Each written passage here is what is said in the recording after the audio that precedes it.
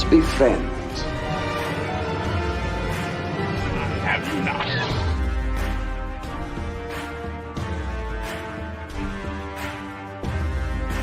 And here we go.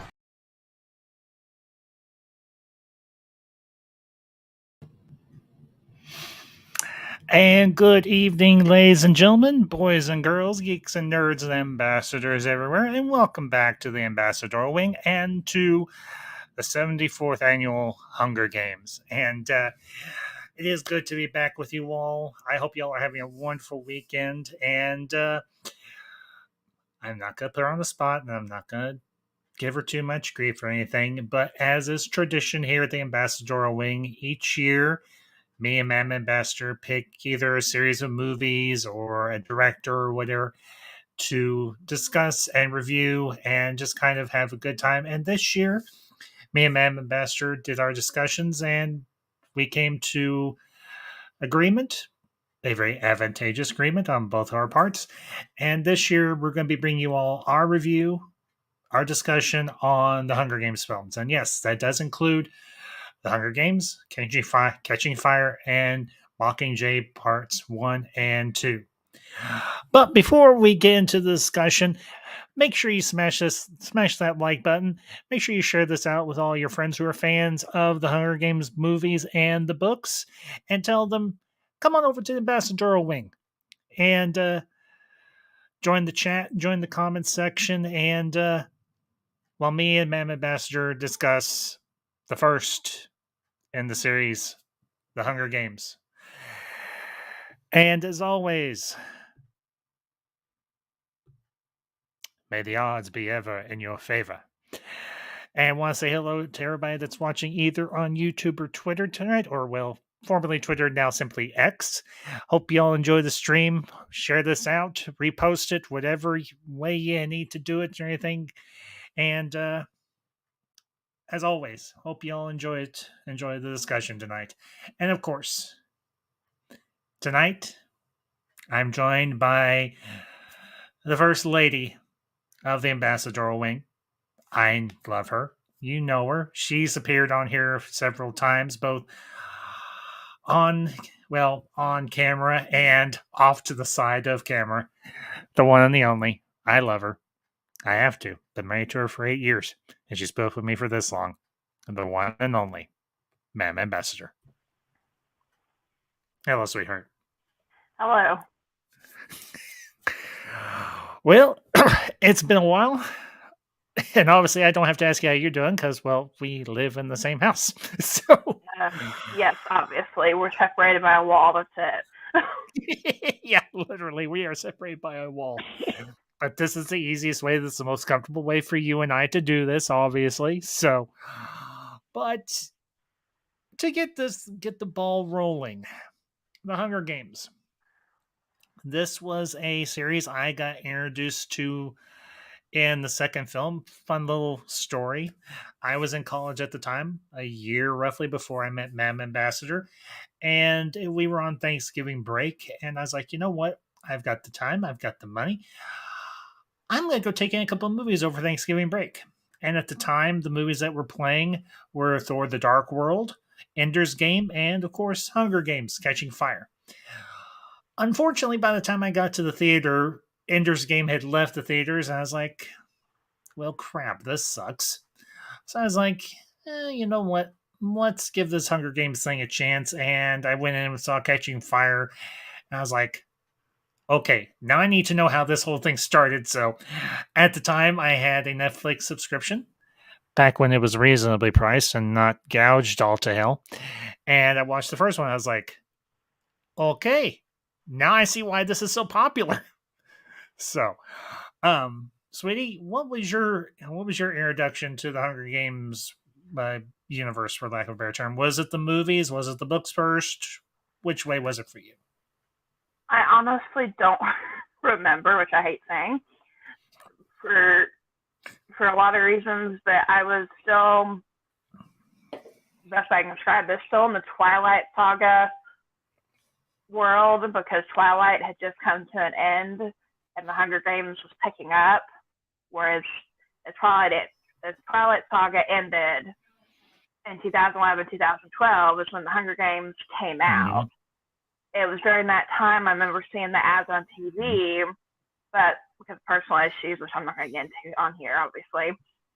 This is before me and you met. Yeah. I didn't go to the theaters. So I didn't think very much about the movie, but I do remember the books. And I remember getting the chance to read the first book, and I was like, wow, this is good.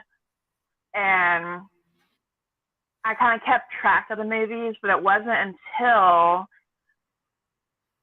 end of 2013 going into 2014 when Catching Fire was about to be released or had just been released that I picked up into the movies.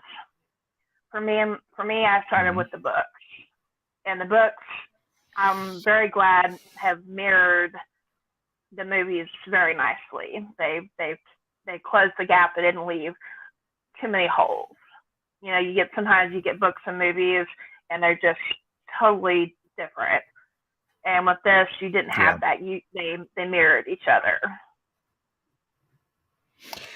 Well, and here's the interesting thing. This was a young adult novel series or book series. This wasn't necessarily something tailored for someone in our generation. I mean, I was in my mid-30s.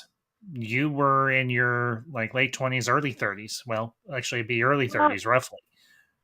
I think what drew me to the Hunger Games was the fact that it was being banned by countries overseas because of Really?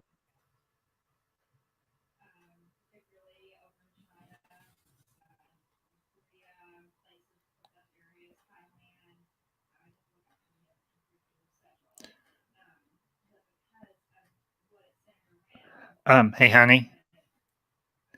Honey. Honey.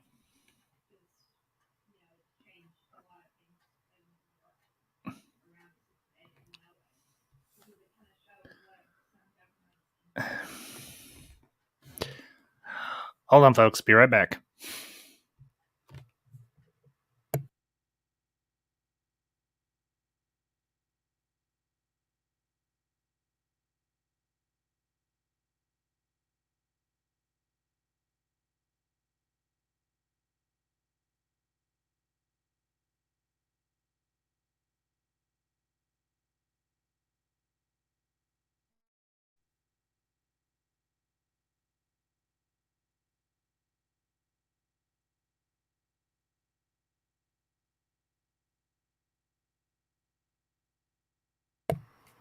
Okay, sorry about that, folks. Some minor technical difficulties. Anyway, we'll give Man Ambassador a second to get rehooked in. And hey, honey, if you hear this, try leaving and coming back in, and I'll let you back in. Anyway, as she was starting to say, with the books, a lot of the books were being banned overseas. They weren't only through the wall, sweetie. Well, for one thing, your mic is muted. Okay, now try it. How about now? Got it. Okay, sorry. It connected. The Mac connected with my headphones for the microphone. Okay, that explains it. Okay, as you were saying. Okay. One of the reasons that I got into this series was because of the fact that the book was being banned overseas. Mm-hmm. And I'd have to look it up, but I know from China, Thailand, North Korea, obviously. I'm not sure about South Korea. Several places overseas looked at this storyline because many of those countries, the government does control the people. And so they looked at this storyline as, what if somebody in our country sees this and wants to do the same thing? So that's what first drew me to it, was the fact that, it's fiction, but it's also kind of based on real life. Because in this world, there's places like that where there are people that are controlled by the government. Communism is very much real in Russia. We know that for a fact. And so that's what first drew me to the series. And the interesting thing is, when Susan Collins started writing this book series, like I mentioned, it was more tailored for a young adult audience. It wasn't so much for people in their 30s, people in their 40s even. And even to this day, this is a book series, this is a movie series I come back to very often. I mean, let's be honest here, in the early to mid 2000s, young adult novels were all the rage. I mean, you had, like you mentioned before, you had the Twilight series, you had the Hunger Games, you had, to a lesser extent, the Divergent books and the adaptations from that, which unfortunately, I'll say this, I think in some ways, the Hunger Games kind of stole the spotlight from the Divergent movies. It did. Because they paralleled each other so much, it was almost like everybody's like, yeah, why would I watch this when I can watch this instead? Why would I watch this other girl, the Shayna Woosley, when I've got Jennifer Lawrence instead? And I mean, and kind of getting into the cast, this for the most part was a very unknown cast, and not also you had some more established actors both at the start and those that would come in later. I mean, the one big name in this for the first movie was obviously Donald Sutherland as President Snow, and his performances in these movies, particularly and especially the first one. Granted, Jennifer Lawrence, Liam Hemsworth, and I can never remember the name of the actor who played PETA, but Josh Hutcherson. I mean, you had some other relatively big name actors in this. You had Elizabeth Banks. She wasn't big yet, but she was getting big. You had Woody Harrelson, which revitalized his career. This in the Zombieland movies. You also had, for heaven's sakes, you also had Stanley Tucci as Caesar Flickerman, and you had Lenny Kravitz as Cinna. I will always love Lenny Kravitz in these movies, especially the first two. It's a shame, and we'll get to that when we get to that. But this, believe it or not, he didn't. Lenny Kravitz did not even audition for Senna. He was just handed the role. And that to me, that's as far as I know, this was one of only maybe one or two acting roles that Lenny Kravitz ever did. Obviously, his daughter, Zoe Kravitz, she's become a very well-known actress in her own right. I mean, she just recently, her role as Selena Kyle in the Batman, opposite of Robert Pattinson. She's, I didn't realize that was his daughter. Yeah. I mean, that's right there in the name, sweetie. Zoe Kravitz. I never watched Batman. Granted, but she was also in X-Men First Class. She played the character of Angel as well. Her only appearance in the reboot X-Men movies, but she made an impression there. But I will always love Lenny Kravitz as Cinna in these movies. It's just, and we'll get to this tomorrow night when we discuss Catching Fire, what ultimately happens to Cinna. But the screen time he has, he's awesome. He is. He's absolutely positively awesome. I can't give more praise to Lenny Kravitz, a first-time actor, honestly. But, you have Donald Sutherland, a veteran actor. He's been in a lot of stuff, both big and small. I mean, he's been acting since like the 1960s or so, and as far as we know, he's still going. And when I saw him in Catching Fire, again, we'll get more into Catching Fire tomorrow night, but I was like, he's perfect for this. The hair, the beard, the suit, the gloves, and he carries himself with this air of aristocracy that really plays well into the role that he's and everything. He isn't just Donald Sutherland playing President Snow. It's almost like he is present, so right down to his very bones. And when he's with the game maker, oh, for heaven's sakes, can't remember the name of the game maker for the first one. Seneca Crane.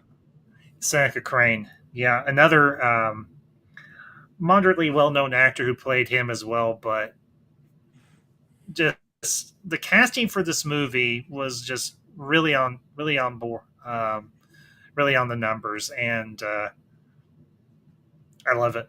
I can't say enough about it. So, sweetie, your thoughts on the cast or anything I may have brought up? Well, what I think was interesting was Jennifer Lawrence had just come off doing another teen movie. I think it's called A Winter's Bone, something like that, where she actually picked up an Oscar nomination for. And so she had been doing indie films for quite some time. And she was a book lover of the series before. And once she read the book, she's like, I've got to be Katniss. When she heard they were going to do the movie, she turned down a role from another movie to play Katniss. And she spent 3 months training in archery. And granted, she's from Kentucky, so she was, I think for her, it was an easier role to fill these shoes because she was used to the area. They shot on location in North Carolina, so she was used to the terrain. She was used to being outdoors, and so it just fit with her as Katniss. And I was reading in one of my handbooks I have, or companion books from the movies, and what sold the theater studios on her playing Katniss was when she did the script with Willow Shields, who plays her sister Primrose, at the scene where they're getting ready to say goodbye after she's taken her place in the Hunger Games selection. And it had, and Susan Collins was there as well, and had everybody in tears, including the actresses. And they were like, that's our Katniss right there. Now, Josh Hutcherson wasn't as well known. He was doing indie stuff as well. Interesting tidbit I thought was kind of neat about him. He's actually not blonde. He actually has black hair like you. They had to dye his hair. They dyed it too many times and actually turned it orange and green before they had to bleach it for the role. Yikes! Which I thought, yeah. But he was somebody who also read the books and was interested, and he had several different auditions as well. And they said with him, and he even said this himself, he's this very smooth talker. Liam Hemsworth commented that he can talk you into anything, were his exact words. He said, I would go to war, get Josh to talk about something, and I will go to war for him. That's how smooth of a talker he is. So, and also he's a baker. So he actually is a baker in real life. He loves to bake, which I thought was kind of cool little tidbit as well. So he kind of filled the role in the shoes of Peter very good. And then when you got Liam Hemsworth, who didn't have a lot of screen time in the first movie, and the studios wanted to make sure they had somebody that people would remember. And he had just come off the success of The Last Song with Miley Cyrus. It came out in 2010. And of course, everybody knows his big brother is Thor, or Chris Hemsworth. So, little tidbit for those that don't know this, that he actually auditioned and wanted the part of Thor, but they gave it to Chris instead, which I find kind of funny. Brother against brother. Pitted there. Yeah, it is. But yeah, it was definitely a really good cast that they put together. I felt like they did a good job with it, and I was really happy with how it came out. I mean, not that when you think about the other series, like we talked about, like the Twilight series, the Divergent series, I mean, even Harry Potter, everything that was going on leading up to the Hunger Games, most movies were doing a good job of picking good actors and actresses for the characters, but I felt like they really delved into the books with the Hunger Games, and they really sought out actors that fit the roles in the best way they could. They didn't just, oh, well, we like your face, we're going to pick you. They really said, how is this person related to, like, how is Jennifer Lawrence related to Katniss? How can she relate to the audience? And that's what I loved about this series. Well, here's the thing too. In a lot of ways, the first Hunger Games movie was very much an independent film. I mean, it Yes. did not have a huge budget. It had a moderately decent budget, but it did.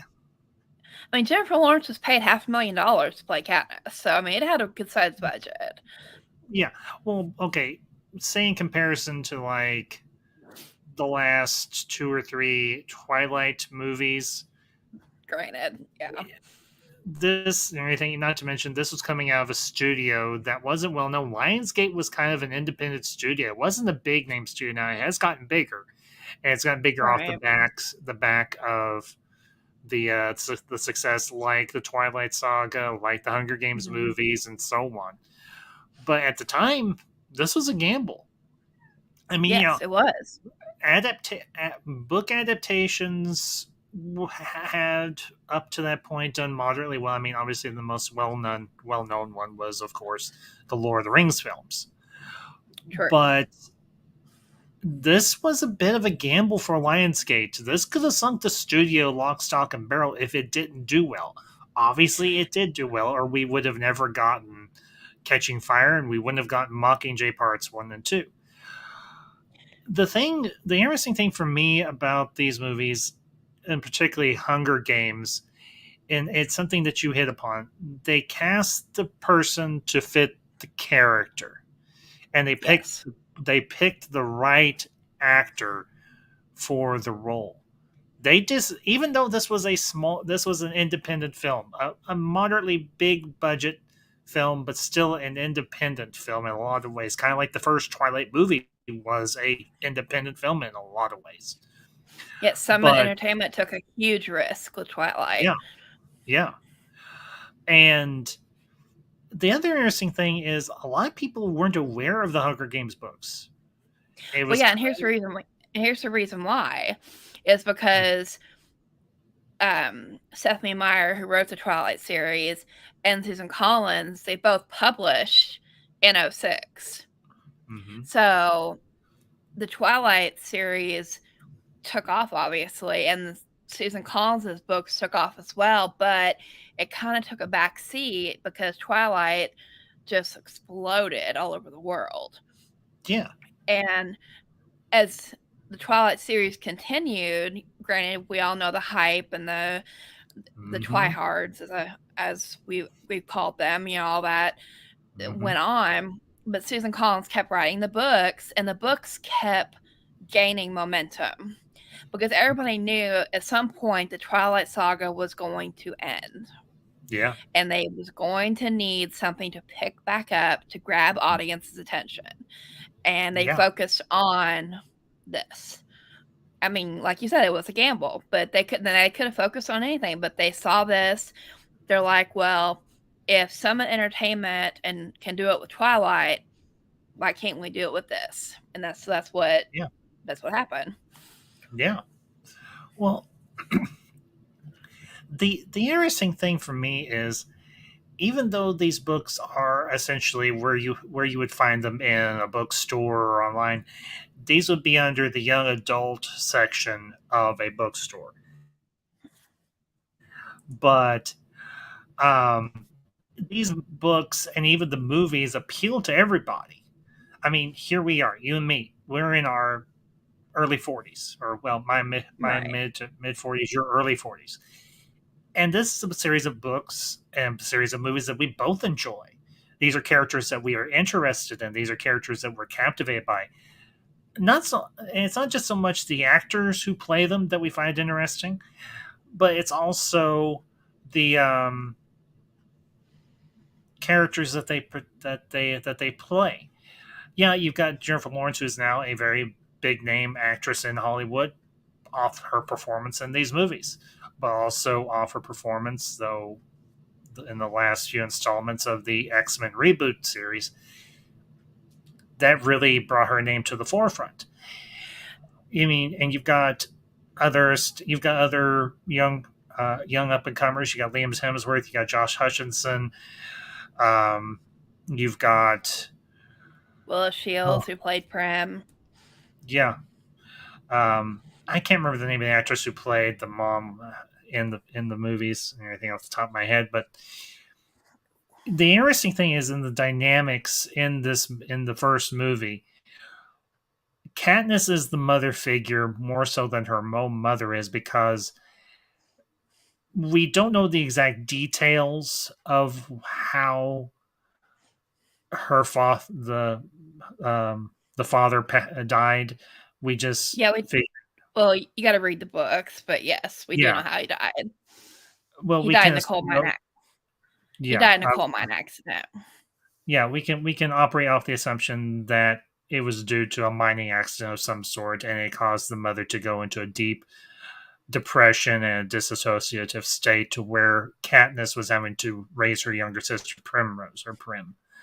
And this is something that has still carried through, and you see it particularly right before they go off to the reaping. And Katniss is saying to her, you can't disconnect. I won't be here to. You can't tune out again. Yeah. You can't tune out again. You've got to be present. You've got to take care of Prim. I won't be here to do it. And actually, that was after the reaping when Katniss says that to her mother. It's a conversation afterwards. And I've known families where that is in some cases, the norm, where the elder siblings have to take up the slack, or they have to be the parental figure rather than the parents being the parental figure. And oftentimes it's not easy for them. Right. And before I go any further, I do want to say hello to the chat. LDG, good to see you, buddy, and good evening. Glad you stopped in. So, but I've never experienced this myself because I was an only child, as you were as well.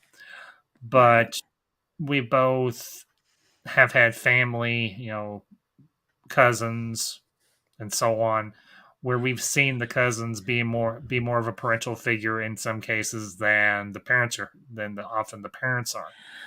Well, and to kind of interject with that, from my own personal experience, when I lost my grandparents, my mother's parents, my dad was working all the time. And so my mother, she herself went into a deep depression for many months, especially after my grandmother died.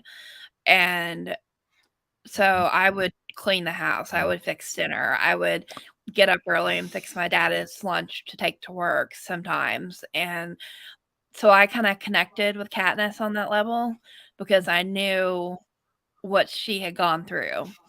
And as a person myself who has suffered from depression, anxiety, from losing loved ones, and just from experiences of life in general, it's so easy to tune out. You sometimes don't even realize it's happening. And that's one thing I loved about this series, is it brought that awareness to the big screen for people to connect with those that had these experiences, that were maybe living them, like you said, maybe going through them as they were watching it. A movie, not to get sidetracked, but Donald Sutherland, I mentioned this to you a couple nights ago, was in a made-for-TV series movie in the 90s called Oldest Living Confederate Widow Tells All. And short version, he marries a young woman, and they have several children. One of the children dies of scarlet fever, and the mother goes into a deep depression, and the oldest son steps up while the dad's at work and is taking care of the kids, trying to cook oatmeal, trying to cook eggs, trying to get them off to school, trying to get their mother out of the funk that she has gotten herself into. And so it's just something I related to. So Yeah. Well, and the the thing that I admire about Stephanie Meyer and her writing the series and these characters, there's one foot of reality for each character, and at the same time, there is still that feeling of a fictional world. And the old adage is true for all writers: write what you know. So yes, while there is obviously a very strong fictional element in these books, and particularly this first movie, you can tell that Stephanie Meyer is writing what she knows. And yes. it is a It's great actually thing to not see. Mhm. real quick. It's not Stephanie Meyer. It's Susan Collins. Stephanie Meyer wrote Twilight. Sorry, Susan Collins. Sorry, yeah, I get them crossed up. Sorry, It's easy. yeah, It's Susan easy Collins. too. Susan Collins, not Stephanie Meyer. Stephanie Meyer wrote Twilight. Susan Collins wrote Hunger Games. Duh. Okay. Anyway, Susan Collins wrote what she knew, and what we are presented with in the first Hunger Games, and we can kind of get into the games themselves. This is a very brutal world that these characters inhabit. This is a world that, while is dissimilar from our own, does still have ties to the world that we live in now, because obviously this does take place in, as we understand it, North America. We understand that this is most likely an alternate universe North America, if you want to use that terminology. Mm-hmm. Yes. And this is a dystopian future, in a matter of speaking, kind of in the same vein of George Orwell's 1942 or 1984, excuse me. But the difference is here, we see, as the movies and the books go on, the revolution to change Panem start to take shape. But you see the trauma, you see the shock, you see the terror of these young kids, and even sometimes in their mid to late teens, these kids, these teenagers, being thrust into this world of violence and mayhem and deprivation, and it's a blood sport. It's like the old gladiatorial games in ancient Rome, except in this case, even the Romans would go, "Dude, this is too extreme. As far as I know, anyway, you're a little more of the history expert on ancient Rome than I am. Even the Romans would not throw children into the gladiatorial arena, to the best of my knowledge." I don't know. I'd have to look that up. That's a good question. But going off that, one thing that struck me with this film was when they're doing the reaping or the selection of the children in District 12, watching them walk up to sign in reminded me from everything from their costumes, the outfits they wore, to their sullen expressions, to even just taking their samples of blood, reminded me of the Holocaust and what happened to the Jewish people. And the children were treated similarly in concentration camps. Yeah. Granted, they were tattooed, they weren't, but, and stuff like that. But,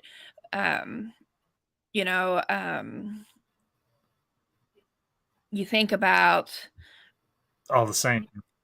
Yeah. I really don't have any words for it. I mean, it really just, it takes your breath away sometimes, because you're almost like you're living in, you're so drawn, at least for me, you're so drawn into the world. It's almost like you're living it with them. Mm-hmm. Very true. Leon, oh, go ahead. No, go ahead, honey. It's fine. Leon Hemsworth said that, believe that was actually the toughest scene for a lot of them to film, not because it was hot outside or the weather was brutal, because apparently when they were filming it was in the middle of summer, but he said he could feel like wow, that's my brother or sister that could be pulled, his name could be pulled out of there at any time. And what was also scary was the fact that they limited the people and the children things we take for granted, food, coal to heat the stoves with and to keep warm. And the only way they could get some of those things was to put their names in and get so much back, so much food, so much coal, so much oil or whatever. It's just it's kind of scary because it makes you want to appreciate what you already have, but two, it makes you think about what's has happened in the world. It continues to happen in the world. Yeah. Very true. And we also want to say hello to the chat, Mr. Zach Leary of The Leary Show. Good to see you, buddy. And just a couple comments from him. Stanley Tucci, Woody Harrelson, Donald Sutherland, Elizabeth Banks. Yeah, great supporting cast, absolutely. So, and another comment from Zach here. Most of these dystopian stories draw from real atrocities. Yeah, that's true. And it's a tricky thing when you're writing something that's meant for a young adult audience, but you want to have 1 foot of realism in that world or anything, but you don't want to go too graphic as to lose your audience. Yeah. And what Susan Collins does very skillfully is to make this world believable but still somewhat foreign. And what the screenwriters were able to do was take her ideas and distill them down in a way that was translatable to the screen. And that's not screenwriters when they're adapting a book, which oftentimes can be 200-300 pages, if not more at times, down to a 2-hour movie. There are things you have to cut out. Obviously, that is just a given. They're doing an extended cut. But what we have here is a fairly streamlined and straightforward story where a young woman goes into the gladiatorial arena in place of her younger sister, who she knows would not survive. And she's going up against people who have trained all their lives for these games. Some who are just as green as she is. Some who may have different abilities than she does. Some that are, in a lot of ways, just as bloodthirsty and ruthless as any adult would be. I mean, let's be honest here. I mean, the candidates from districts 1 and 2 and even 3, brutal, absolutely brutal. It's mainly districts 1 and 2, but the reason for that was because 1 and 2 in this world of North America that she visualizes, districts 1 and 2 are connected to the capital. They're side by side, so they've got more access to the capital, so they know what to expect. They know what's going on. They know what they want in a show, and that's why I think they are so. And like Woody Harrelson's character Hamish describes, he's like, they train in special academies until they're lethal, and then they volunteer themselves, and that's the same as the books. But as the districts, if you go farther back into the districts, though, District 3, 4, going all the way back to 12, the farther out you get, the less likely it is there's going to be a winner, because they're not trained in anything but just trying to survive life, daily life in general. They're not trying to. I mean, and People Magazine hit this on the spot. Elizabeth Banks said this. It is a love story, but it's not a love story between a boy and a girl. It's a love story between life and death. And I think she hit that very much on the nose with that statement. Yeah, that's very true. I mean, this is kids younger than us in a life and death situation, and they're having to do anything and everything that they can to survive. And I mean, you see when the games first start, after they're released into the arena, and you're seeing the tributes from districts 1 2, just absolutely butchering little Yeah. kids. I mean, it's an absolutely horrific and brutal sight to see young teenagers Well, being so cold blooded to just outright murder a young child. yeah. Well, I mean, Alexander Ludwig, who plays Cato from District 2, the one who goes against Katniss and Peeta at the very end of the movie, he was so into his role that he actually bloodied the nose of a stunt person. So when you see some blood flying, it's actually real blood in one of the scenes. I don't know which one it is, but it's there in the beginning part of the arena, and it just shows you. But it just shows how what's the word I'm looking for. I'm not sure the words to really say it exactly, but I guess it just shows how much they brought to the screen. Yeah. And I do want to bring up a couple of Zach's comments here real quick. This one here got one more thing to add. Donald Sutherland actually lobbied hard for the role. His grandkids introduced him to the books, and he felt it taught, and he kind of corrected young adults about tyranny. Yep. And that's true. I mean, if you think about it, Donald Sutherland, one of his earliest roles was in Kelly's Heroes, a movie I absolutely love. Actually need to put down the books along with everything else that's on the books in terms of reviews that need to be done. But he plays kind of a hippie, in a manner of speaking, except hippies didn't exist yet in World War II. He plays a character named Oddball, and it's Donald Sutherland has had a very interesting career throughout his life, and he's had some very eclectic roles, but him as President Snow, I think, is really one of his, in his latter years, one of his real standout performances. I mean, he's done some good stuff and everything besides this, but President Snow was a real standout for him. And I'll bring up this other comment by Zach as well. And the snow garden scenes were crafted for the films, not in the books. That I did not know, but I didn't know if you were aware of that, honey. So, Zach, thanks for that little tidbit. Yeah, thank you. So I don't remember it. I bet it's been a long time since I've read the books. I have them. I stupidly gave my first edition sets away, and then I rebought them off eBay. But we won't get to that. Right. But I just, but I have the books. But I just haven't read them in a long time.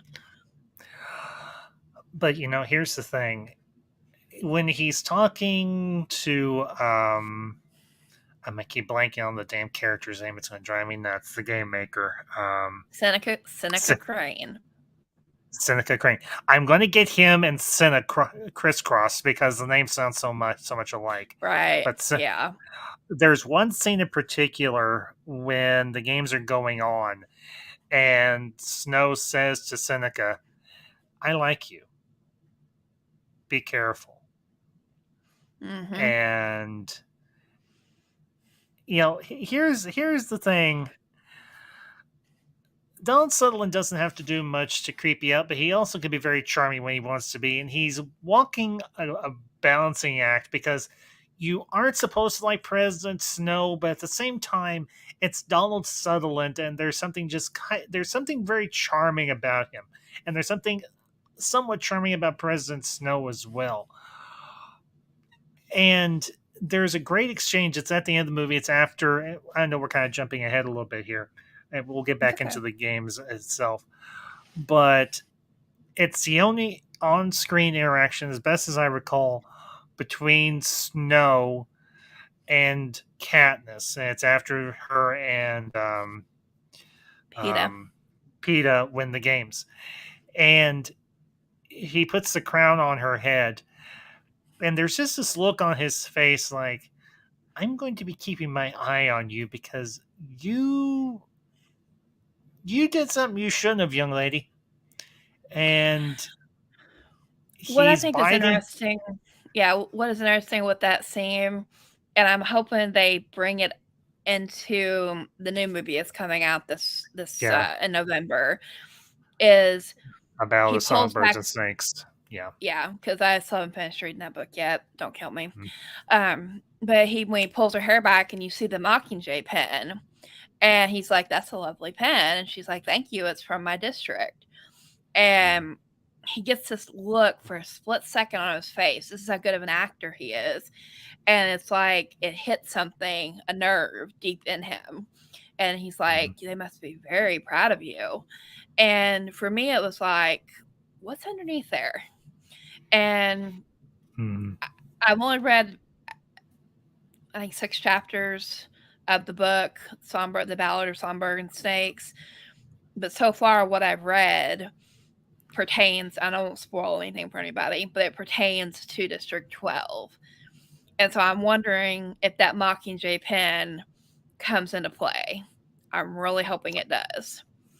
It very well could.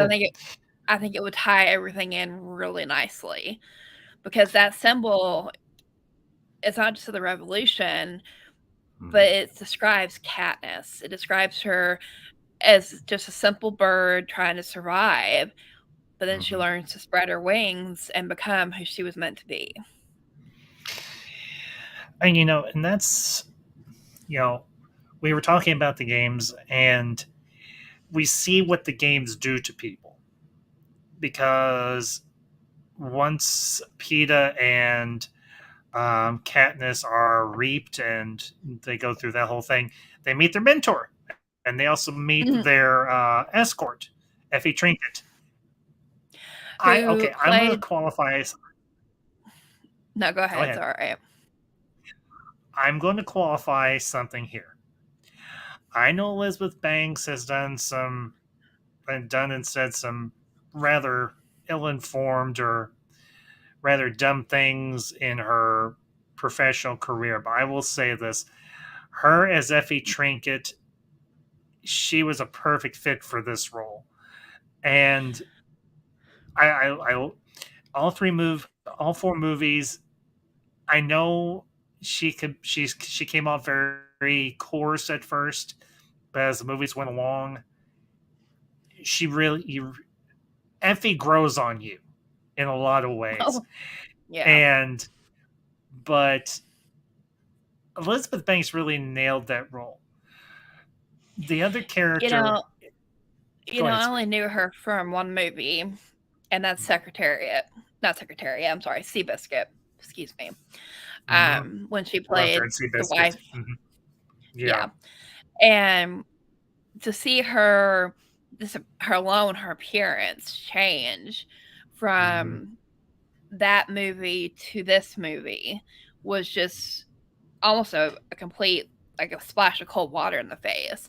I mean, she spent an hour and a half a day in makeup alone just for the face to look like Effie Trinket.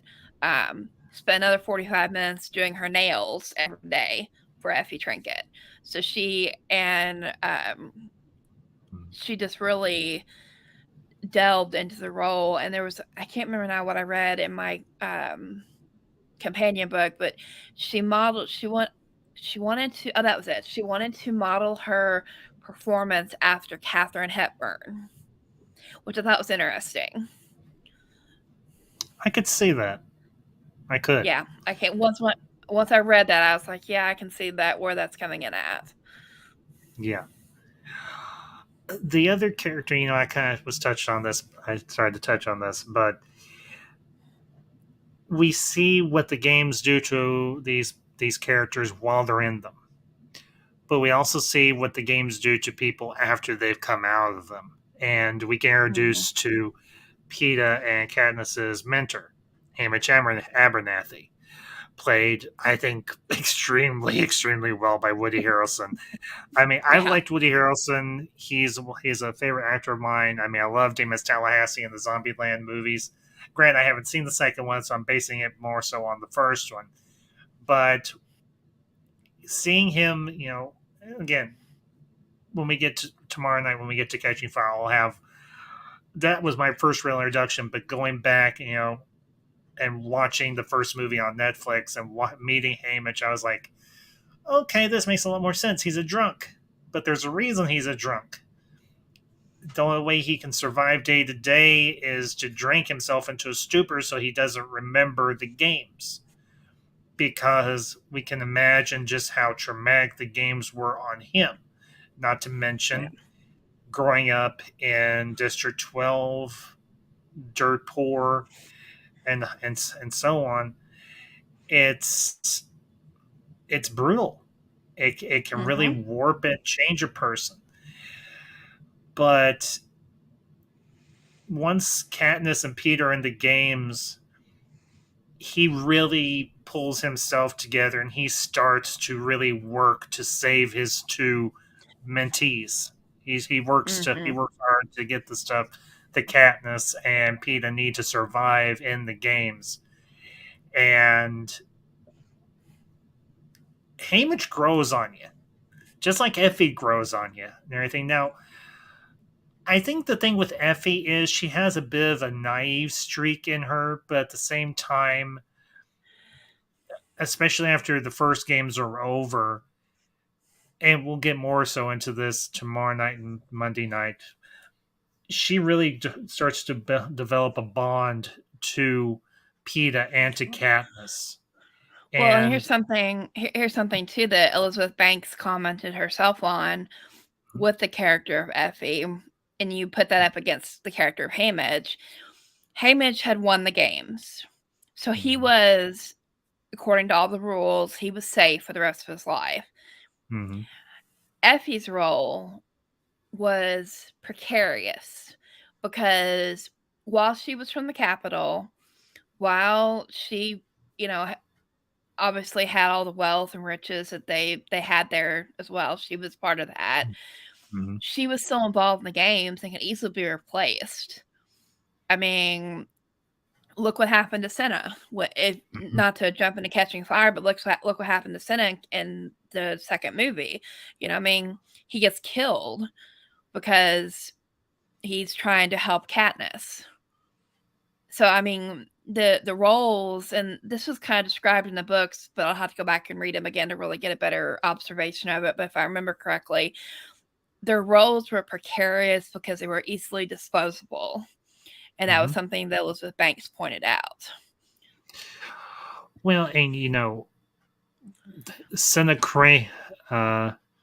Crane is just another game maker in a long line of others that came before him, and either they retired or they got knocked off because they displeased Snow in one way or another. They failed in one way or another, and the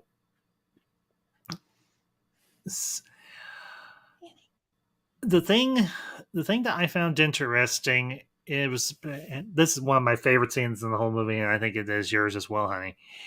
It's when they're doing their individual evaluations or whatever, and Katniss misses her first shot with the bow and arrow, and all the judges and Seneca just kind of like, she's not going to make it. And she's like, all right, fine. And she takes the bow, she takes the arrow, and she shoots the apple out of the dead hog's mouth. Nails it right to the damn wall and gets their attention. And very vividly gets their attention. And you see Katniss evolve and change throughout the course of the games and through her training and so on. And she's trying to help Peeta out as well and everything during their training. And she's like, right now, the rest of those tributes are looking at you like you're a meal. Take that ball and heave it. Because you and I both know that strength is your gift. or is your Right. one ability that you have on everybody else here? You're stronger than Right. most. Mm-hmm. And one of my other favorite scenes, also during the training montage, is when the one girl, Clove, is going crazy because she thinks one of the other tributes took her knife, and she's like, "Wait till we get in the arena and see what happens."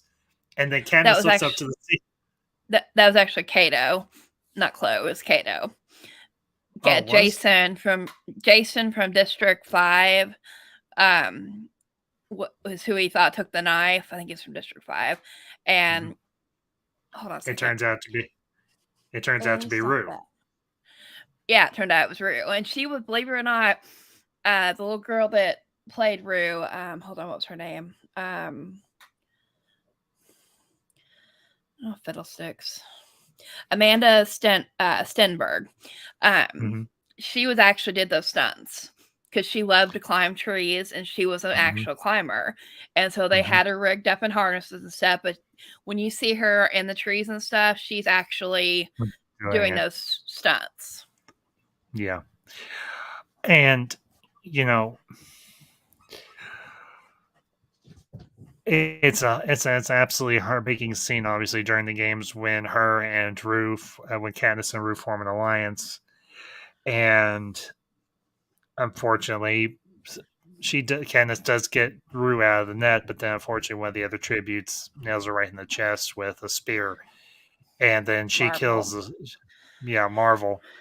But she ends up shooting Marvel with arrow and drops him dead.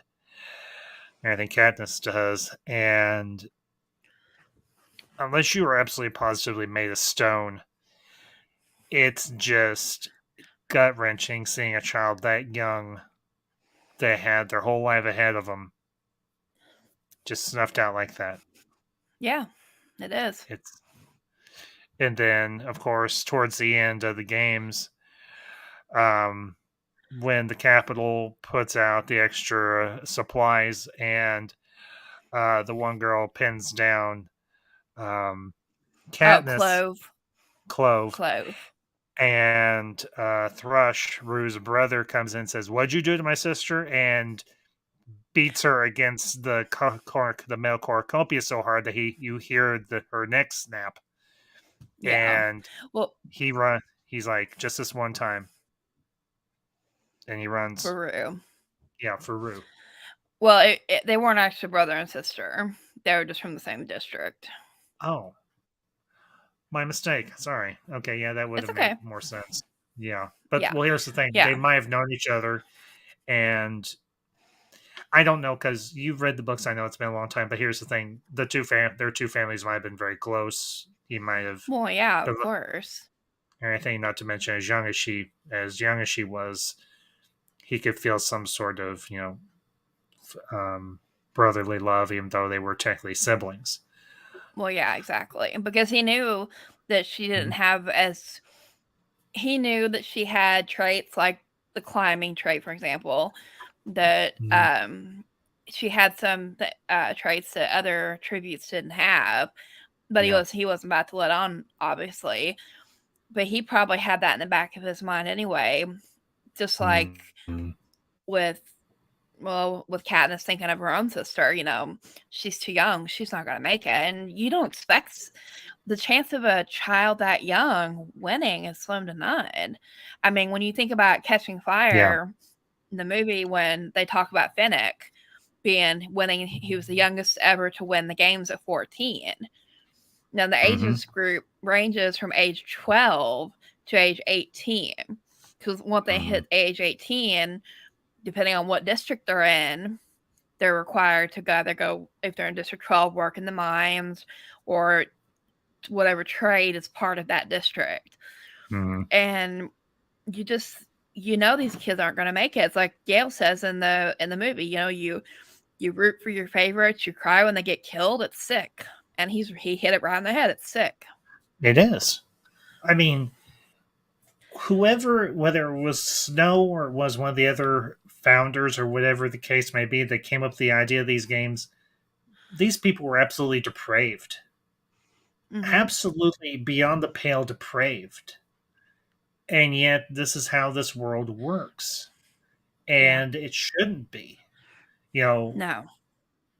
It's horrifying, it's gut-wrenching, it's sickening, and yet this is how this world works, at least up until the 76th Hunger Games, when everything changes. Well, 75th actually, because there wasn't technically a 76th.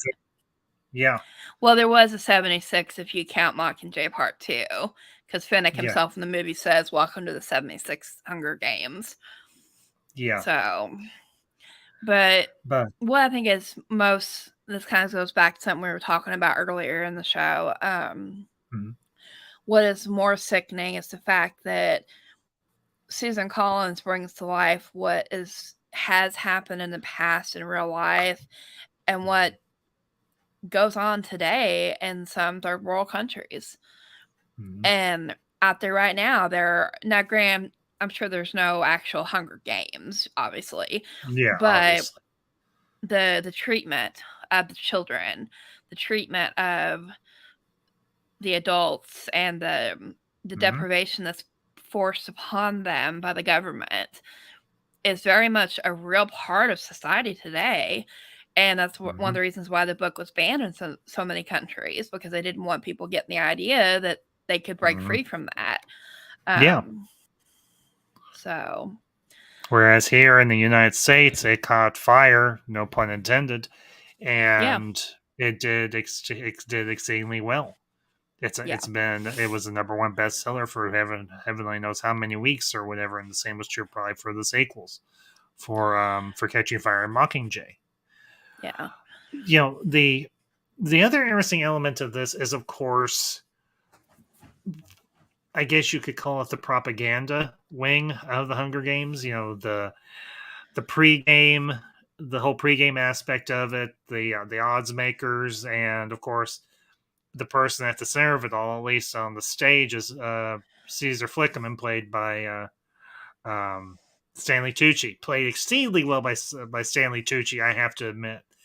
He was in all three movies. He was. You hated his guts, but at the same time, you have to applaud him for his showmanship. But at the same time, you almost feel like he hates to do this because he puts on that forced smile.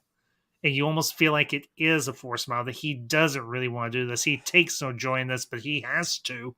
Otherwise, he could end up just as dead as any one of those tributes. You mentioned the precarious position for Effie and for Seneca. Senna. Senna and Seneca. Senna. Okay. Well, yeah. Well, Seneca Crane, yeah. Yeah, Seneca Crane. All of them serve at the pleasure of the capital, but at the same time, they can be just as dead. Yeah. And it's mind-boggling to see the parade of the tributes, to see all the ceremony and the pomp and circumstance and so on, and the show. This is a production, but the sickening aspect of it is it's dealing in real people's lives. Well, and you think lives about are at stake during all this. So go ahead, Penny. No, you're fine. I was just yelling at the cat. Well, and you think about reality TV shows that we watch here in America, like Survivor and Big Brother. Granted, there's not as much life or death in these as the Hunger Games, but you think of Survivor, and you think of, I've watched that show for years, and there's been people that have been hurt, nearly killed, died. I mean, one in season 2, Survivor Australia, one man from, I think it was because of dehydration, passed out into the fire and was burned on his face and on his chest. They had skin falling off him. Another man in, I believe it was season 19, they had to remove him because he had a heart attack. And in that same season, another one was so dehydrated, his heart stopped. And so you kind of get, when you watch those shows, you kind of get a little bit of an idea of what the Hunger Games really was, because Yeah. it's so similar. You almost don't realize that we had lived it or are living it until you read the books and watch the movies, and you're like, wait, I can compare that to something that we're doing right now. And then it kind of hits you like a wave. It's like, whoa. It's like, whoa, I didn't see that until now. Yeah. And no, granted, the big difference is these shows like Survivor and Big Brother, these are adults who choose to be on, or go through an audition process to go on this. These aren't names that are yanked out of a giant jar, essentially. And it's an absolutely, there are parallels, obviously, but the big thing is you're dealing with kids. And, the conversations between Gale and Katniss before the reaping and after she volunteers is rather interesting, because they're like, we could run, we could live off the land, we wouldn't have to worry about this until, well, eventually they might even get caught. Yeah, and she even says the line, they cut out our tongues or worse. And if you watch during the movies, and this is in the books too, the Avox characters, their tongues were cut out. They couldn't speak because they had done something that offended the Capitol. Yeah. Well, we'll actually meet one of the Avox in Mockingjay Part 1. It's one of the, I think it's Pollux. Yes, Pollux. Yeah, Castor's brother, Pollux. Yeah, was an Avoc. But one of the things I want to comment on, and you touched on this a little bit, the granted, like I mentioned, this was somewhat of a not a big budgeted production, but the costuming for the characters, even for the extras, particularly for the people in the Capitol. You want to talk about extreme and out there? I mean, this is almost a parody of how some of our celebrities in the real world dress to some of the more out there celebrities dress and everything in the real world. I mean, right down to the pink dog. I mean, yeah, it's really a sight seeing. You see a family, and I think it's Hamish or somebody is sitting in a garden or whatever, or in a lobby somewhere, and he sees a family, and the parents present their son with a toy sword, essentially, and the boy they're in a pavilion area. Yeah, something like that. Yeah, and it's just, we would look at that now, and we would look at that in the real world and be like, oh, that's cute. But you look at it in that world, they're like, geez, isn't he a little young to start giving toy swords to? Well, and if you notice something about the sword, it's not a toy. Oh, it wasn't? Okay, no. My bad. I mean, the child was treating it as a toy. But if you look at the sword, he unsheaths it, and you can see it's metal. And to me, I was just like, wow, they're teaching them young, aren't they? I mean, very, very young. Yeah. Yeah. But,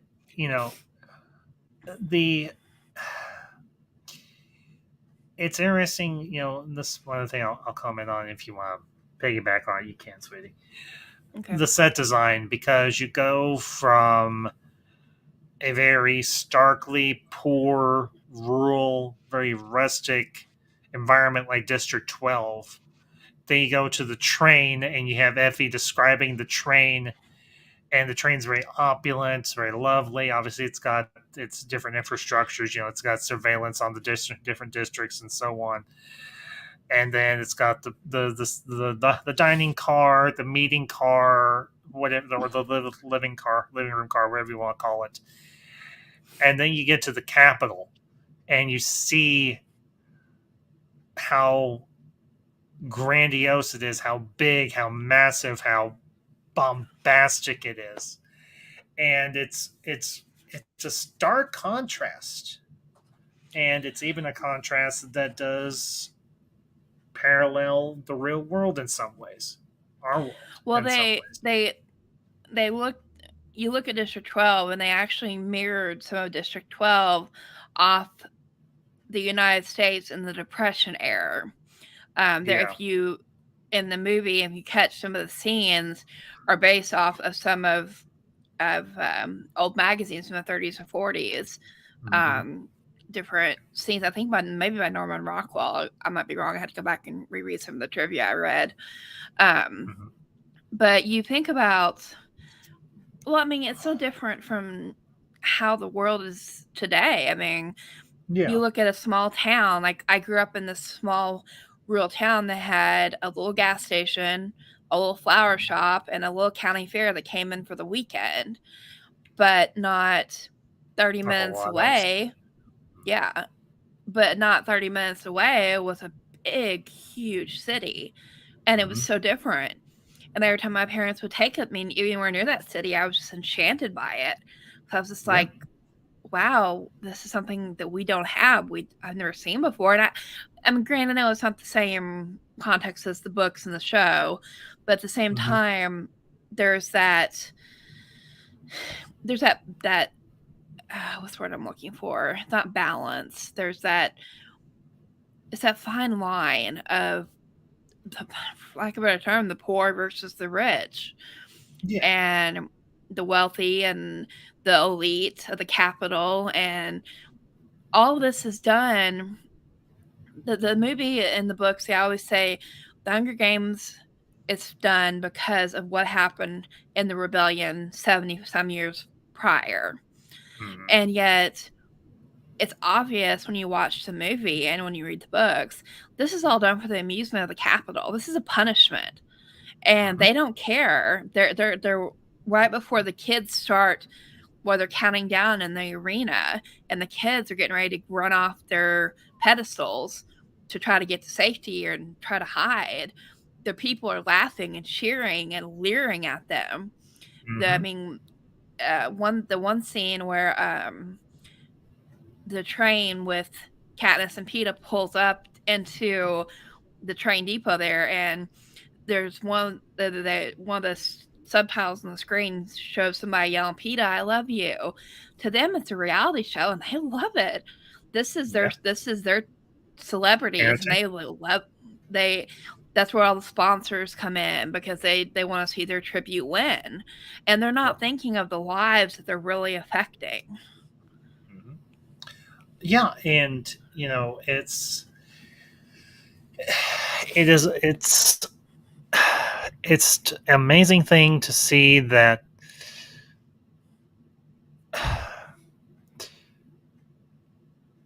these people take pleasure in the sport of of kids taking the lives of other kids.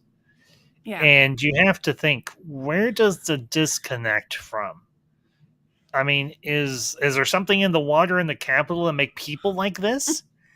I mean, seriously, think about it. Is there really something? Is there something in the capital's water supply that makes the people this downright quackers? They're nuts. They are extremely abnormal. They all have, to quote one of my favorite movies, they have very abby-normal brains. Very abby-normal brains. The type of brain you don't want to put into a body that you've constructed from the cadavers of other bodies. Well, I mean, if you jump forward to Mockingjay Part 2, the movie, Gale even makes the comment when they're eating the Capitol's food. He said, "I never really understood the Capitol until now. If you eat like this, you'll believe anything." And if you think about that comment, in a lot of ways, the people in the Capitol are caught up in this too, and a part of it's not their fault. It's been bred into them. This is a punishment that the other districts have to pay. You were on the winning side. Have fun. Yeah. And it it's really, it's eye-opening, and at the same time, it's just sad. It just really is sad. Yeah, it is. I mean, every death gets you in the stomach, particularly when it's a character that's very young and very innocent. But when it's the careers, or it's, well, not so much the careers, it's it's the tributes from the upper districts. You're like, oh yeah, you're a scum subbing. You may be a kid, but you're a really rotten kid. You deserve what you get. And Yeah. I'll say this, and we can comment on this briefly. One of the most satisfying kills, at least for me, is when Katniss cuts down that tracker jacker hive and drops it on the victors. But it's Yeah. Rue that clues her in, and even though Katniss does get stung by the tracker jackers herself, seeing that one smug, overbearing little twit of a tribute, that one girl who Glimmer. had the Glimmer. Yeah, she wasn't Glimmer by the time those tracker jackers were done with her. She was a Yeah. mess. Interesting joke to go with Mhm. that. Not that it is a joke. Josh Hutcherson and Jennifer Lawrence were known to play jokes on each other during the set, Mm. and it was a mannequin that was used for Glimmer's dead body. Mm. So Josh Hutcherson stole it one day and hid Oh, it in dear. Jennifer Lawrence's bathroom, in her bathtub. He totally forgot about it. And short version, when she found it, she actually peed her pants. Okay, that's a good one. I know. But then I guess she got him back because she kicked him in the head and gave him a concussion when they were goofing off on set. So I guess payback's payback. Ow. Yeah. You made me pee my pants. I'm going to kick you in the head and give you a concussion. Yeah, that seems like a fair trade. Actually, she gave him the concussion first, so I think he was just paying her back. But oh well, either way, turnabout is indeed fair play. yeah, what Jennifer Lawrence and Josh Hutcherson both commented on was it was hard for them to play love interests in the movie because they felt like they were like brother and sister, and they were like, "Ew, we're gonna kiss each other's brother and sister." No, they had that kind of relationship, and from what I understand, they still do to this day. That's good. That is good to know, really. Yeah. It's an interesting thing to look back on this first movie and to see where so many people got their starts, or where people got their restarts in some instances, especially with Woody Harrelson. I mean, Woody Harrelson for a while had kind of dropped off the map, and he had done Tallahassee from Zombieland, and that was extremely well received. And then he landed Haymitch for this, and I've always been a fan of Woody Harrelson as an actor. I mean, I've liked his roles that he's done over the years. I mean, I've never seen Natural Born Killers, but I've seen clips of it. And granted, Haymitch is very much a different character from Natural Born Killers, but Woody Harrelson is one of those actors that's kind of flown under the radar throughout his career. He's come up and done stuff that he enjoyed and everything, and you can tell he enjoyed Haymitch because you see the evolution of Haymitch and Mara speaking through all of the movies, everything, including especially in Mockingjay Part 2, where he's finally clean and sober for the most part. And okay, one funny thing that when they first get on the train and Pete is like, okay, what advice can you give us? And Haymitch is like, accept the fact that in a few days you will probably be dead. Yeah. And then a couple scenes later, you actually see them sitting at a table, and Haymitch doesn't look quite as disheveled as he normally does. Well, I mean, you gotta remember, Katniss just took a knife and got him right between the fingers when he was reaching for the jam on the table, and he was like, I think for him in the movie that was a clue that I'm not dealing with just any kid here. I'm dealing with somebody who might be able to win this. Yeah. And I think in a way, of course, I don't remember all of Haymitch's backstory in the books. Again, I'm going to have to go back and read them because it's been too long.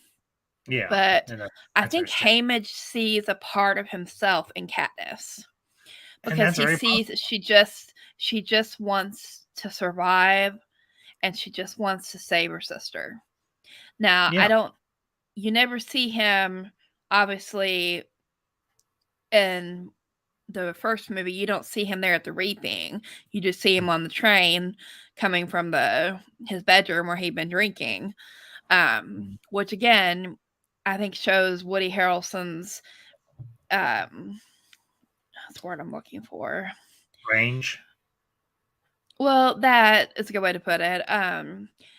He is just so it's taken such a toll on his character that it's drove him to be a drunk. Yeah. And all he cares about is, oh, more alcohol. Great. Oh, you're here. You're going to die. Okay. I'm here for the drinks. But then when he sees that Katniss is serious, I'm not sure, I think if I remember, gosh, I got to read the books. I'm probably going to start reading them tonight. I can't remember it all. There was just so much. But watching as Katniss There is a lot in there progresses to through the remember. training. So. Yeah, I know.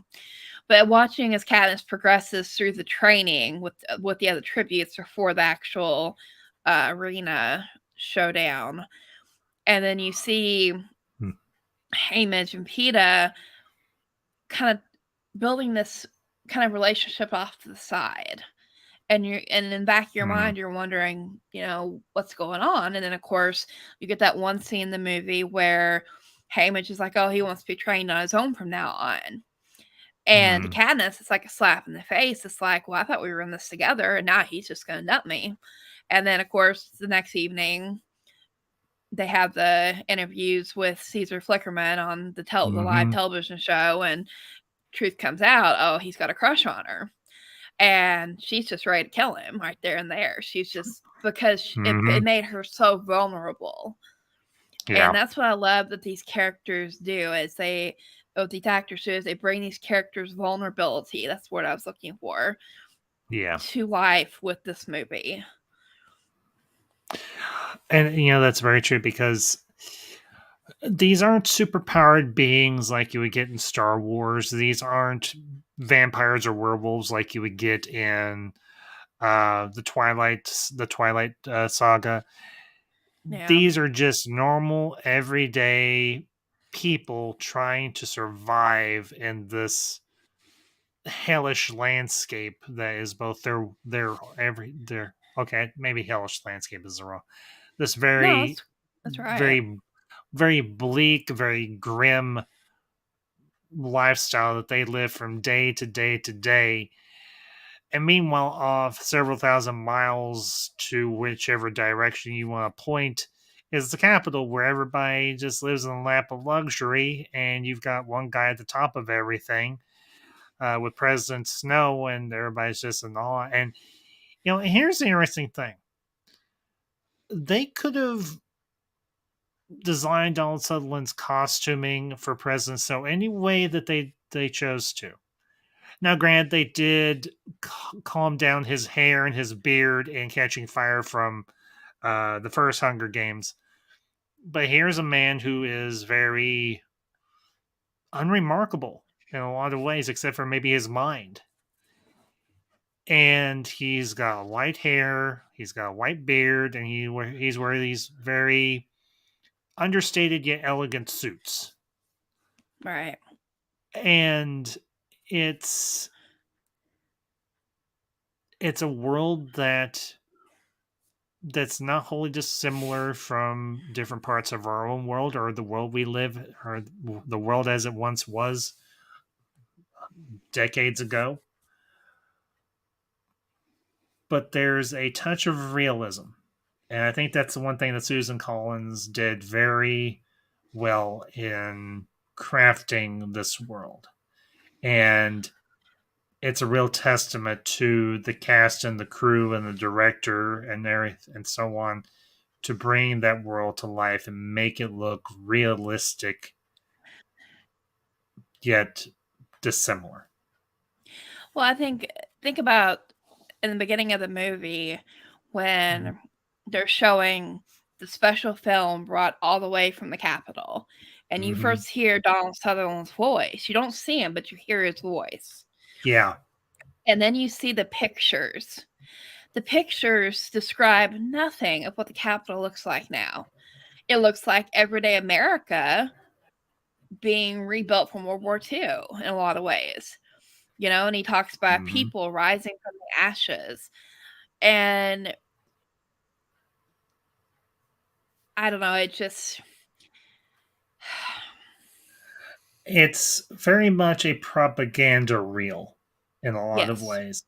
Yes, I know neither one of us have ever actually watched the movie. I've seen clips of it, and I've seen reviews of it. But the film 1984, I think the movie that just stars John Hurt, and it's a very hard, from what I understand, it's a very hard read and it's a very hard watch because it is the titular dystopian future novel. There's a hashtag that goes around every so often on social media. It says "Make 1984 fiction again," because there are times that our own world does mirror that just a little bit, and you have to think to yourself, are these people really stupid enough to try and copy 1984 when they know that it most likely won't work? Because there's a lot of commentary that goes around that the book of 1984 is told from the past of that particular universe, and that most likely that world no longer exists, that the world did change and should have changed for the better. That's something that very, very similar that happened in the Hunger Games, as we'll go through the movies over the next few nights, happened in that world as well. Because eventually people... Go ahead, sweetie. I'll make this comment real quick. Eventually people get fed up of being stepped on. And we see that, and we'll remark on it more so when we get to Mockingjay. There's an old phrase, and it's a phrase you and I both know well. It's better to die on your feet than live on your knees. And eventually people are tired of living on their knees, and they're like, screw you. And they're going to take it to the big guy. Yeah. Well, what I was going to say was, you think about when if you want to compare the Hunger Games and the Twilight Saga, since the books came out relatively at the same time, I think the reason people latched on to the Twilight Saga so quickly, granted they made the movies so quickly before their books were even finished. Stephanie Meyer was writing them as they were making the movies, versus Susan Collins, who finished her series before they made the movie. The Twilight Saga is a fantasy that draws people in because it's an escape from their real lives. Exactly. Whereas the Hunger Games brings you more into focus of what your life really could be like, maybe is like around the world, or has been like in the past. And I think one of the reasons, I think that Lionsgate did the right thing waiting, because the script for the Hunger Games was in pre-production for a few years because of Twilight, because Twilight was so massive and so big, because they wanted to make sure they got enough viewers to watch it. They didn't want to be overshadowed by Twilight. So I think that if the Hunger Games had come out while Twilight was going on, I think similar to Divergent, like we talked about earlier, I think it would have been overshadowed somewhat. Whereas because the Twilight Saga had ended, people's attentions really had no choice but to focus on the Hunger Games, because it was so big and it was so real, and it just took you to real life. And yeah, there was other movies going on, of course, and there were some people that probably still to this day have never watched Hunger Games, but for the most part, especially the young adult community and people our age, I think it paved the way for people to remember history, and as Zach put it earlier about how Donald Sutherland made the comment, that he felt that it taught kids or young adults about tyranny. It reminds you of the past. But the sad thing is, because, and I'm sure you've heard this before, I can't remember what it's from now, and I'll kick myself for it later, but we humans are fickle, stupid beings with poor memories and a great deal of self-destruction. I can't remember what movie it's from. It's on the tip of my tongue. Isn't it from Mockingjay Part 2? Doesn't oh, heavens be, what's his first name? Plutarch? Plutarch. I think Plutarch. Yeah, that's it. That's who says it. Yeah. We're stupid human beings with poor memories and a great gift for self-destruction. And he's right. Because that is very true in the world today. There are people in the world today, both in the past, present, and the future, that will not let history go. They won't learn from it. They will repeat the mistakes and will continue to repeat the mistakes. And I think that's one thing I see in the Hunger Games that really opened up a lot of eyes and a lot of people. I think it changed. I really think, honestly, in the grand scheme of things, I think it changed the movie theater audiences in general.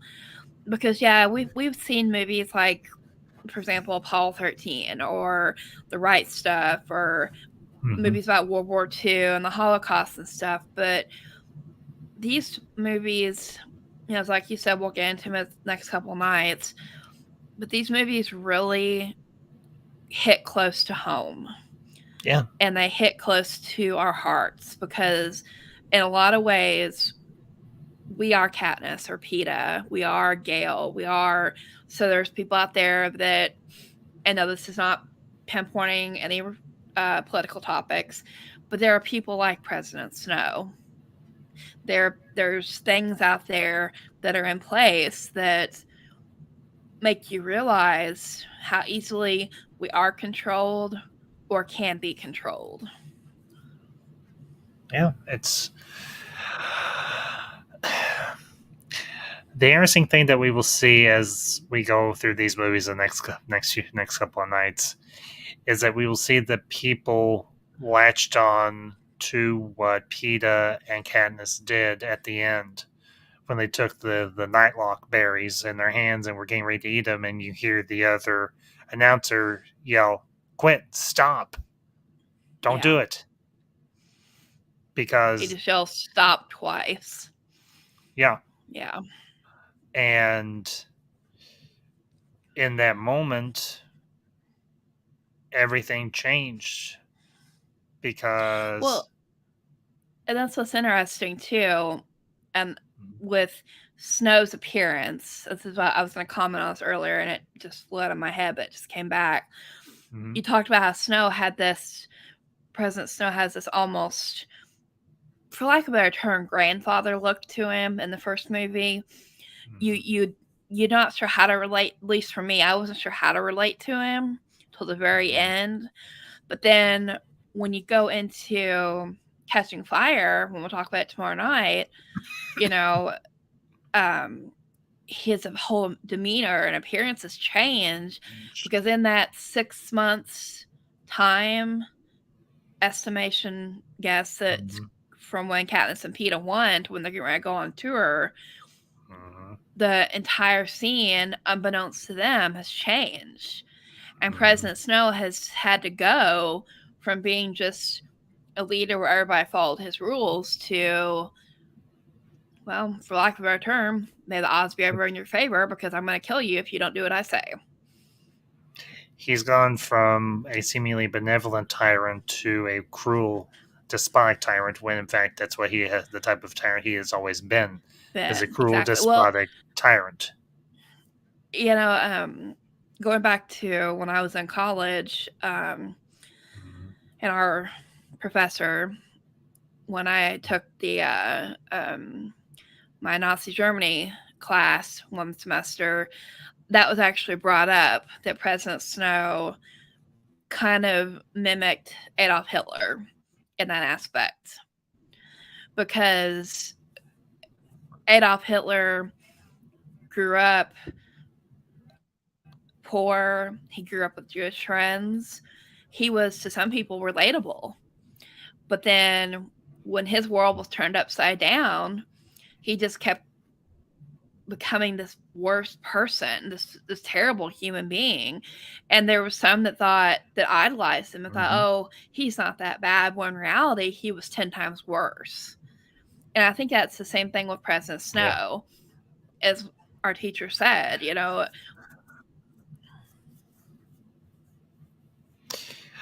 Snow, I think. Go ahead, sweetie. No, I was telling you to go ahead. Oh, okay. The interesting thing with Snow, this is kind of where we'll start to wrap things up, is there are aspects of President Snow's character that we can, from a distance, admire. And especially at the end of the story, we'll go more in depth when we get to Mockingjay. I think in a way he almost was hoping something like this would happen. I think maybe he felt just as trapped as everybody else did, but he was also at the same time afraid to let go. He was afraid to let go of that air of authority. He was afraid to let go of his power. But at the same time, I think he was coming to see that maybe things did need to change, but he didn't know how to do it. But we'll get more in depth into that, particularly with Catching Fire and also with Mockingjay. So, well, I think the new movie coming out in November, I think will bring this full circle. Yeah, because I'm inclined to agree. Because I really feel like we're going to see President Snow. Also, we're going to see him as a young adult, and we're going to see him become, as Finnick mentions in Mockingjay Part 1, a ruthless snake. Yeah, exactly. And so it's going to be interesting to see how what I've read so far of the book, how that transcribes into the film. I'm really looking forward to that. I wasn't at first.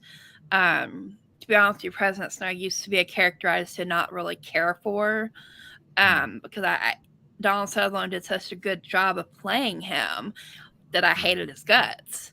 Not the actor, just the character. Obviously, yeah. I don't like the character, so I never have, and I think that's one thing that the new book, The Ballad of Songbirds and Snakes, really makes you have to look at your enemy and see what really was going on behind the face, behind the mask that he put up for everyone else to see. And so I definitely think it's going to tie into, with what we've talked about and what we've seen in just the first movie of The Hunger Games. Yeah, very true. So, but with all that being said, we're not going to drag this out because honestly, I think we've hit all the big notes. We've hit some of the small notes as well in terms of the first Hunger Games. Honey, I hope you enjoyed yourself. It's always good streaming with you. I've honestly missed it. I know we had to push this back a night, but I'm kind of glad we did because it gave us a chance to both catch our breath and do some more digging on this. But as always, I want to thank everybody who tuned in tonight, whether you're watching on YouTube or Twitter. I want to thank everybody who popped into the comments this evening. Mr. Zach Leary, Price is Right Reviews, LDG, everybody else that was kind of silent. Good to see you all. We, of course, me and Ambassador will be back tomorrow night, same time, different date, obviously, 8:30 Central Time. So make sure you hit the notification bell for Hunger Games, Catching Fire. And, of course, we'll wrap up Monday night with Mockingjay Parts 1 and 2. So, as always, make sure you hit the like button. make sure you hit the notification bell. And if you happen to watch this, if there's anything me and the missus brought up that you want to comment on, comment down in the comment section. That's why it's there. Do want to let y'all know I do have some more streams and reviews and videos going to be coming out over the next few weeks and days and everything, so keep your eyes on that. And of course, if this is your first time visiting the Ambassador Wing, I hope you enjoyed your time here. This is what we do here. We talk about the stuff we love. We talk about the movies that we love. We talk about the movies that unite us as people. We talk about the stuff we love, because what fun is there in talking about the stuff that we hate? That's just boring. It's tedious. It's mind-numbingly, navel-gazingly dumb. So if that sounds like something that you're more interested in, hit that subscribe button and become a part of the Ambassador Wing. So, but you all have a great night. We'll, of course, see you tomorrow night. Same time, 8:30 Central Time. And y'all have a great evening. And until next time, this is the Ambassador and Madam Ambassador wishing you a very pleasant evening. May the odds be ever in your favor. And these are the Ambassadors. Signing off. Signing off. Say good night, Gracie. Good night, Grace.